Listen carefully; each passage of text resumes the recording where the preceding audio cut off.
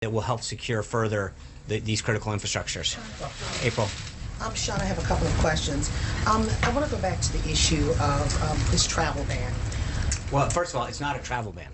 I think you heard Secretary Kelly, and I apologize. I just want to make sure I get this straight. I think Secretary Kelly or one of the other individuals that got up there from DHS mentioned, I think 1 million people have now come into this country. That's not a ban. What it is to make sure that the people who are coming in are vetted properly from 7 countries that were identified by the Obama administration. A ban would mean people can't get in. We've clearly seen hundreds of thousands of people come into our country from other countries. Sorry. Okay.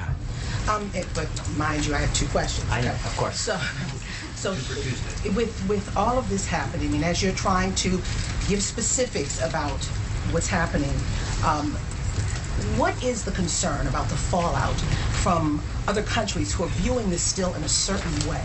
Have you looked at the fallout and how to counter it and how to work with these other countries that may be allies or even may not be allies in order to prevent something from happening? Well, I think, April, one of the things that we're doing is trying to make sure that people understand what actually happened.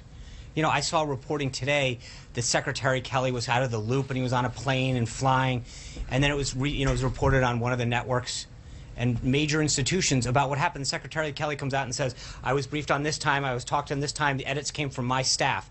I don't know how, I don't want to spend each of these briefings talking about misinformation, but at the end of the day, a major newspaper and a major network reported today that they were kept out of the loop. The Secretary detailed multiple occasions in which he was briefed on it. His staff made edits to it. I don't know how much more, and so I think part of what we're trying to do is make sure that people actually understand what happened, what the process was, and what the order actually does. Because when we use words like travel ban, that misrepresents what it is. It's 7 countries previously identified by the Obama administration where, frankly, we don't get the information that we need for people coming into this country. Because what this isn't about is not just the people. It's about the information that another country provides us. So we work with other countries, and we have systems in place to ensure that when you travel from our country to or from their country to our country, or vice versa, that we are sharing information about passengers and citizens that are going in and out.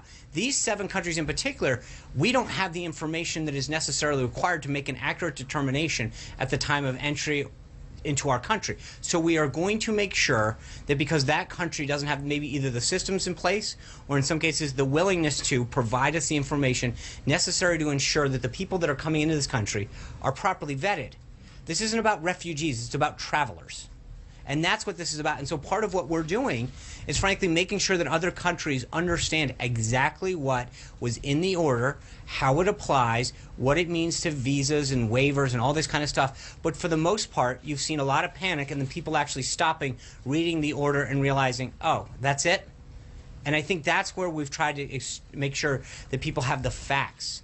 You're doing outreach for that. We're not just doing outreach. I think we're doing as many briefings. Secretary Kelly, going out there a little while ago with the head of both ICE and CBP, is trying to make sure that people understand that the process is working correctly, it's working very well, that the government is doing what it's supposed to protect its people. And that's the #1 thing that we can do. Yeah. Well, wait a minute, I'm sorry, you're right. Okay, yes. Now, the president met with the pharmaceutical heads. Yeah. When is this meeting scheduled for Congressman Elijah Cummings and President Trump? After that call, right. President Trump made my understanding is that Congressman Cummings he was invited to this meeting. He had a scheduling conflict, and we're looking at setting it back up. But he was invited to the meeting today. He informed us he had a scheduling conflict, and we're looking to get it back on the books as soon as we can. One-on-one, not that's what I expect at this point. It'll be one-on-one. Sean? Yeah. Thanks a lot, Sean. Does the president anticipate a difficult confirmation fight for his nominee?